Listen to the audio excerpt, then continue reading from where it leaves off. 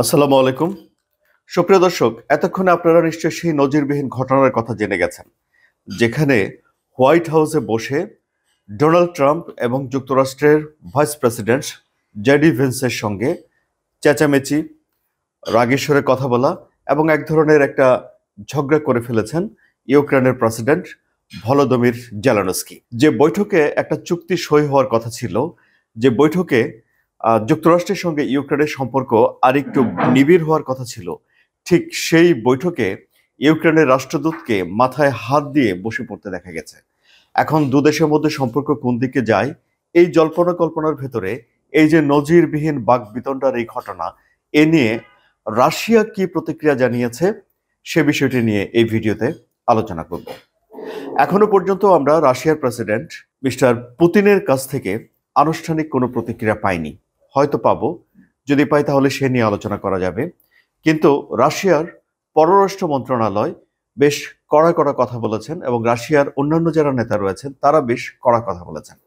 এবং তাদের কথা যদি আপনি খেয়াল করেন তাহলে দেখবেন যে এটি গ্রামের যেই ঝগড়া, সেই ঝগড়া থেকে খুব বেশি আলাদা করতে পারবেন না। এবং তারা জেলেনস্কিকে গালাগালিও করেছেন। এই যেমন রাশিয়ার পররাষ্ট্র মন্ত্রণালয়ের মুখপাত্র মারিয়া জাখারোভা তিনি টেলিগ্রামে একটা পোস্ট দিয়েছেন। সে পোস্টে তিনি লিখেছেন যে তিনি মনে করেন জেলেনস্কির একগাদা মিথ্যে কথার মধ্যে সেই কথাটি সবচেয়ে বড় মিথ্যা, যেটি হোয়াইট হাউসে তিনি দাবি করেছেন যে 2022 সালে কিয়েভ একা ছিল, কারো সমর্থন পায়নি। অর্থাৎ এই বাক্য থেকে আমরা বুঝতে পারি যে রাশিয়া বলছেন জেলেনস্কি গিয়ে এক গাদা মিথ্যে কথা বলেছেন ডোনাল্ড ট্রাম্পের সামনে, সেটি হোয়াইট হাউসেও। এবং এর আগে জেলেনস্কি দাবি করেছিল যে রাশিয়ার ছড়ানো যেসব অপতথ্যের একটা জগতে ডোনাল্ড ট্রাম্প বসবাস করছেন, যে নিয়ে ট্রাম্পের সঙ্গে জেলেনস্কির বাকবিতণ্ডার সূচনা হয়েছিল, তর্কযুদ্ধের সূচনা হয়েছিল।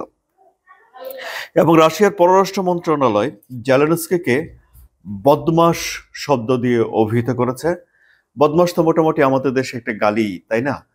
তো বলেছে যে বদমাশ জেলেনস্কির সঙ্গে ডোনাল্ড ট্রাম্প যথেষ্ট পরিমাণে সংযম দেখিয়েছে। মারিয়া জাখারোভা আরো বলেছেন যে কিভাবে সেই বদমাশকে ট্রাম্প এবং ভান্স আঘাত করা থেকে বিরত ছিলেন, এই বিরত থাকাকে তিনি সংযম প্রদর্শনের একটা অলৌকিক ঘটনা হিসেবে অভিহিত করেছেন। তাহলে দেখা যাচ্ছে এরকম ঘটনা যদি এই জাখারোভার সামনে অনুষ্ঠিত হতো তাহলে তিনি জেলেনস্কিকে মেরে বসতেন। তিনি একদিকে ট্রাম্পের প্রশংসা করেছেন, অন্যদিকে জেলেনস্কিকে বদমাশও অভিহিত করেছেন।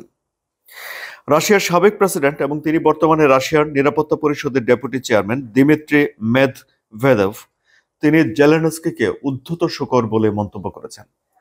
এটা তো ডেফিনেটলি তো গালি, আপনারা বুঝতে পারছেন। এবং মেদভেদেভ যোগ করেছেন যে ডোনাল্ড ট্রাম্প ঠিকই বলেছেন, এই জেলেনস্কি তৃতীয় বিশ্বযুদ্ধ নিয়ে জুয়া খেলছে। যে কথাটি ডোনাল্ড ট্রাম্প আলোচনার ফাঁকে বলেছিলেন জেলেনস্কিকে যে তার দেশ বিপদে রয়েছে এবং তিনি তৃতীয় বিশ্বযুদ্ধ নিয়ে জুয়া খেলছেন। জেলেনস্কির সামনে তেমন একটা বিকল্প নেই, এই যুদ্ধ বন্ধ করা উচিত, অনেক লোক মারা যাচ্ছে এবং জেলেনস্কির সেনার সংখ্যা কমে যাচ্ছে।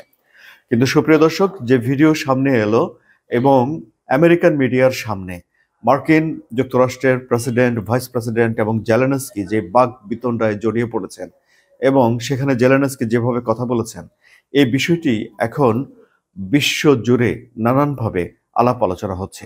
এই বৈঠকের পর খনিজ বিনিময় নিয়ে কোনো রকম চুক্তি হয়নি এবং ডোনাল্ড ট্রাম্প বলে দিয়েছেন যে জেলেনস্কি শান্তি চায় না, যখন জেলেনস্কি শান্তি চাইবে তখন যেন জেলেনস্কি আবার ফিরে আসে।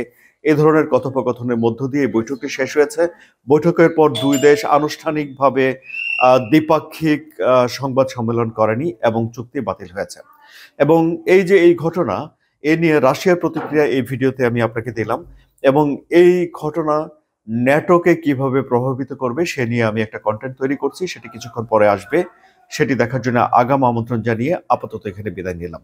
সবাই ভালো থাকবেন।